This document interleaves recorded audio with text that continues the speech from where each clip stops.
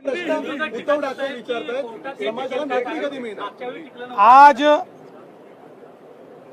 मुख्यमंत्री श्री एकनाथराव शिंदे जी के नेतृत्व में हमारी सरकार ने मराठा समाज को SC/BC के तहत 10% आरक्षण देने का प्रस्ताव एक कानून के रूप में, एक बिल के रूप में दोनों सदनों में रखा था।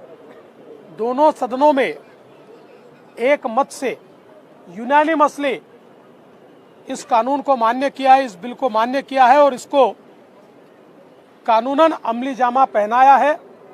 अब कानूनन मराठा समाज को 10% आरक्षण दिया जाएगा।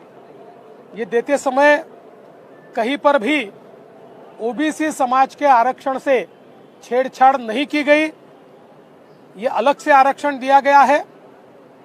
राज्य में हमारी सरकार ने जो वादा किया था उसके अनुरूप पिछले समय जब मैं मुख्यमंत्री था और हमने मराठा समाज को आरक्षण दिया था और माननीय उच्च न्यायालय ने उस आरक्षण को वैध ठहराया था, किंतु सर्वोच्च न्यायालय ने उसमें कुछ कमियां दिखाई थी और उसको रद्द किया था। उसके बाद हम लोगों ने चीफ जस्टिस भोसले साहब की कमेटी तैयार की थी और उनको हमने ये निवेदन किया था कि ये क्या कमियां हैं और इन कमियों को कैसे पूरा किया जा सकता है, इस बारे में वे हमें मदद करें। उन्होंने उस प्रकार से एक रिपोर्ट हमको दिया। उस रिपोर्ट के आधार पर हमने टर्म्स ऑफ रेफरेंस ये बैकवर्ड क्लास कमीशन को दिया। बैकवर्ड क्लास कमीशन के लिए करीब राज्य के 3.5 लाख कर्मियों ने एक्सटेंसिव सर्वे किया।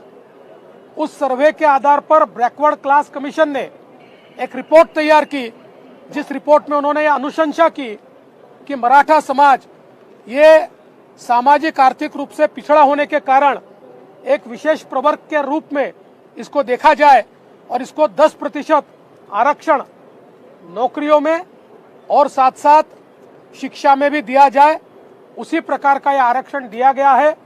मुझे बहुत खुशी है कि आज हमारे मुख्यमंत्री जी के नेतृत्व में हमारे महायुति की सरकार ने एक ऐतिहासिक फैसला आज लिया है। आप विपक्ष लगातार दोहरी भूमिका निभा रहे, सदन के भीतर एनोनिमसली पास होता है, बाहर आकर विपक्ष के लोग कहते हैं सरकार सिर्फ सामने चुनाव को ध्यान में रखकर आरक्षण दे रही है।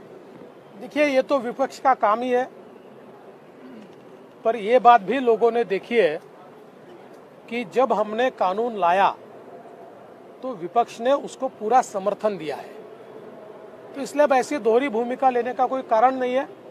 फिर भी मैं ये बात कह दूं, चुनाव हो चाहे नहीं हो, हमने ये भूमिका 1.5 साल से रखी थी और 1.5 साल से हम लोग इसके ऊपर मेहनत कर रहे थे और उसके बाद ये नतीजा आया है।